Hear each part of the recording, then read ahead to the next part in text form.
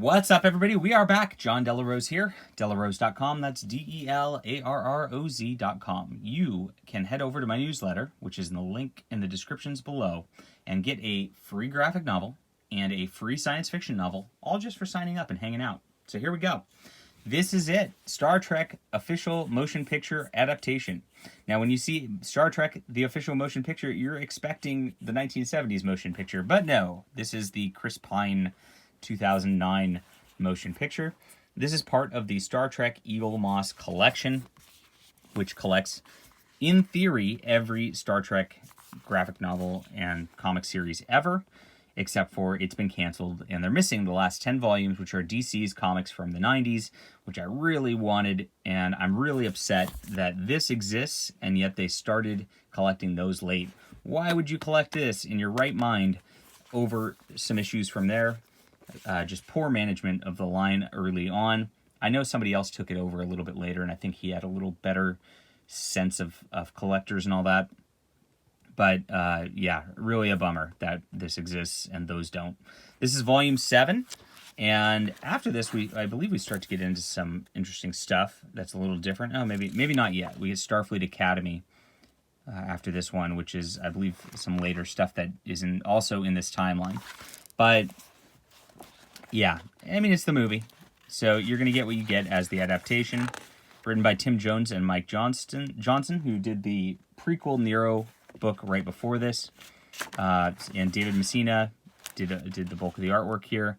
So very similar to the Nero book. It's all paced fine. It feels like the movie. If you've watched the movie, here you are.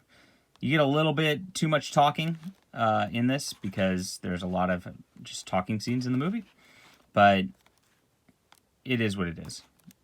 It's pretty long. I think this was a 6-issue movie adaptation. So, really rough if you don't care about this movie timeline, and I don't think anybody does at this point. They botched it pretty bad. I didn't mind the first movie, to be honest, and I honestly didn't mind the third movie all that much. But, it just didn't feel right for Star Trek. It did feel like just J.J. Abrams. So, it was what it was. So this is what it is. The comic actually works a little better, maybe, than the movie. But I definitely like the art. The starships are done very well on that level. And that's that. You get all these covers of just the people from the movie in the back.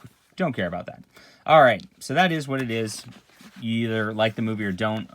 Is an adaptation in comics needed? Not really. All right. And Star Trek number 7, Gold Keys. This is why I read these, because they are collecting the Gold Key Star Trek from the 60s and 70s, which has not been collected in its entirety anywhere else other than these volumes. And that makes me happy. This time we get the Voodoo Planet. And if you think, okay, this is really wacky stuff, that it feels like it's out of 60s and 70s comics, you are correct. And that's why I love it. We open up with the Eiffel Tower falling on Kirk and Spock. They hang out for a little bit, and they find out that it's actually just a fake planet with paper mache. 1,000 tons of paper mache will kill anyone like bricks. Spock, run for it. And somebody constructed this paper mache fake Earth. I don't. and the guy found like this voodoo tech where he can just like destroy everything and also harm Earth in the process. And he hits Kirk and Spock with voodoo dolls, and eventually Kirk and Spock, I guess Spock finds this ancient Vulcan voodoo and reenacts that and fights voodoo with voodoo.